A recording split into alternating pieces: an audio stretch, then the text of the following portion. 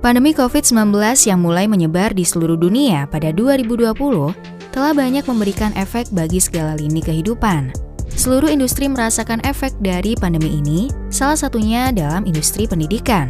Bagi siswa-siswi lulusan tahun 2020 dan 2021, pasti merasakan dampak positif dan negatif dari perubahan pola penerimaan mahasiswa baru di perguruan tinggi. Amerika Serikat memiliki sebuah organisasi nirlaba dalam bidang pendidikan yang dikenal dengan Dewan Sekolah Tinggi. Dewan Sekolah Tinggi ini memiliki program tes masuk perguruan tinggi Amerika Serikat untuk seluruh siswa-siswi di dunia. Program tes tersebut bernama SAT atau Scholastic Aptitude Test dan AP Test atau Advanced Placement.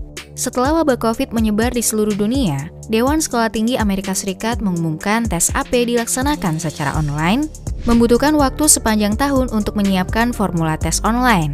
Tes AP terdiri dari soal pilihan ganda dan jawaban tertulis dengan durasi yang dipersingkat menjadi 45 menit. Kebijakan baru juga diterbitkan, yaitu pelaksanaan tes dilakukan serentak di seluruh dunia.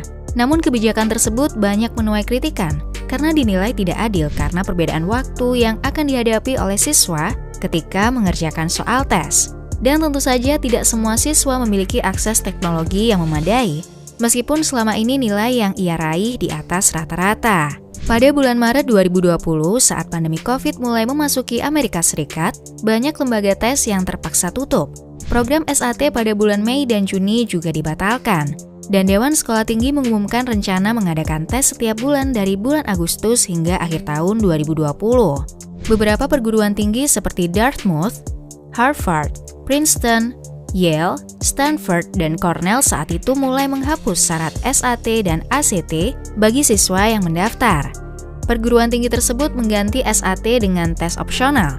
Tes opsional membebaskan siswa mencetak nilainya sendiri, entah dari ujian, nilai selama sekolah, maupun penghargaan dan kejuaraan.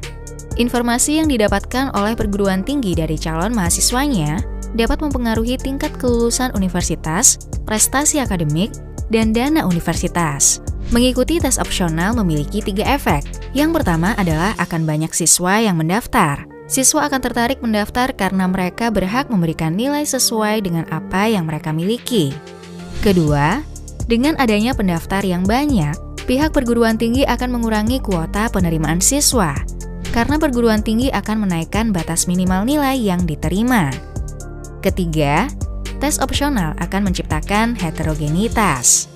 Secara umum, karyawan admisi perguruan tinggi setuju bahwa keberhasilan perguruan tinggi adalah ketika menerima siswa dengan nilai AP dan IB atau International Baccalaureate tinggi, serta memiliki penghargaan. Itulah sebabnya, pada akhir tahun sekolah menengah, akan banyak siswa yang mengikuti kursus untuk dapat lulus dan diterima di perguruan tinggi impian. Namun, berbeda wilayah, kota ataupun kabupaten, bagaimana cara mengajar guru dan nilai yang diberikan atau diraih siswa akan berbeda. Dalam 1 dekade terakhir, nilai A dan B terus meningkat, menandakan bahwa nilai tersebut dapat mudah didapatkan oleh siswa. Oleh karena itu, perguruan tinggi juga harus mempertimbangkan akreditasi dari sekolah menengah. Dewan Sekolah Tinggi juga menambahkan untuk mengkombinasikan skor SAT standar nasional untuk membandingkan nilai akreditasi sekolah.